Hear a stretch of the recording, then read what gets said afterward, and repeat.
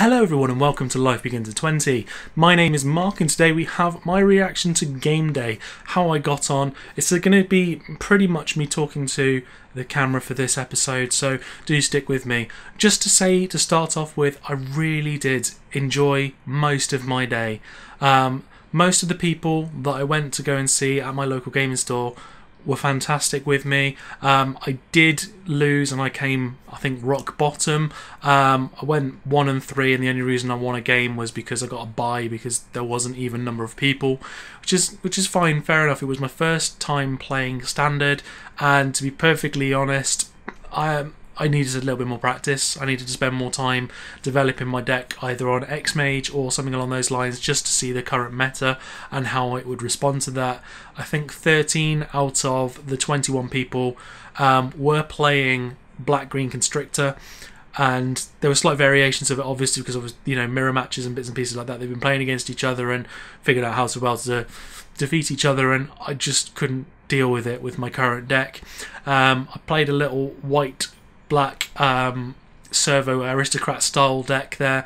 You'll see that in a deck tech once I've finished making that. They'll be uploaded either later on today or tomorrow, and I'm not too bothered by coming last. I didn't have a problem with that. I enjoyed my day for the most part. Like I said, I got my Trophy Mage promo.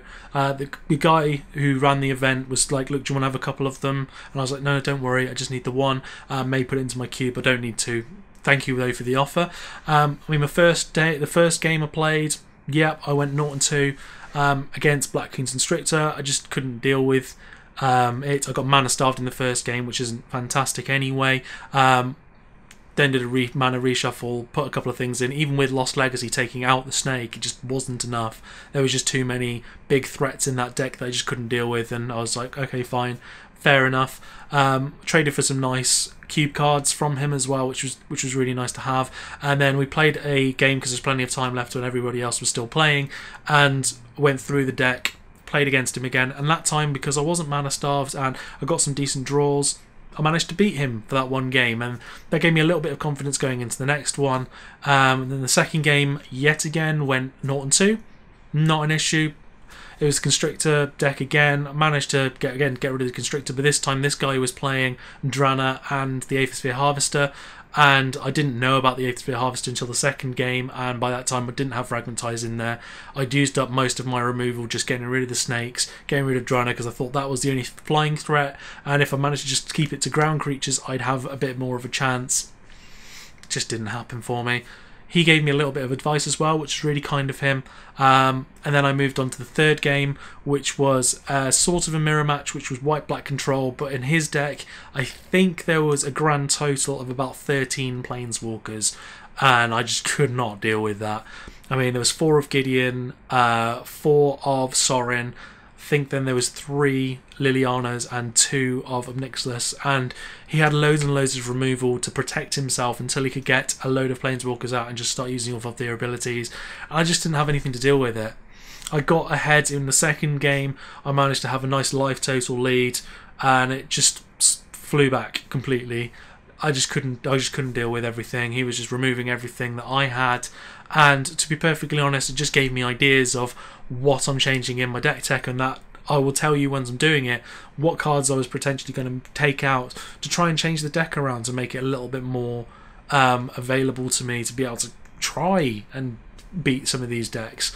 So I'll explain that as we go on, but the biggest problem I had from the entire event was the fact that I was told by one of the players there was no point me turning up because my deck was so, insert expletive, but you could probably guess what it is, and I didn't need that. Everybody knew that when I spoke and talking to people before the game, everybody knew it was my first time playing Standard at a local gaming store in person, and I was hoping for a similar kind of environment that I had at pre-release, and I've had some great times at pre-release. I'm guessing it's probably because people aren't quite as competitive. That's probably what it was. It was probably the fact that it wasn't as competitive, and I mean, I just didn't need to hear that. My confidence has been knocked quite a lot, and it's kind of making me question whether I even want to go to my local gaming store or even try a different one, because to be perfectly honest, I probably won't go back there just because of that person, and that's a shame.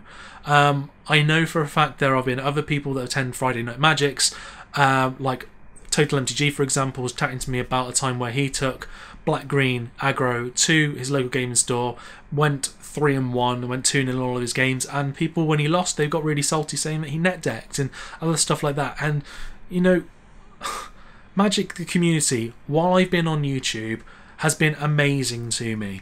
They've given me loads of comments, they've subscribed to my content, they've really been enjoying my videos, and for the most part, I just assumed that everybody was going to be like that, and for the most part in that game store, everybody was quite welcoming. But it's just not me, and I didn't want to do this video yesterday just because I wasn't in the right frame of mind to really reflect on what happened and see how it went. And to be perfectly honest, I've got to the point now where I will go away, I will play with the deck a little bit more on X-Mage and just see what changes I can make, and I might go to a different gaming store and trying out another standard event just for myself to hope. It's more of a hope, not necessarily to win more games, because you know, at this moment in time, I'm a noob, it's fine, I stick to Cube, and that's my main format. I like limited.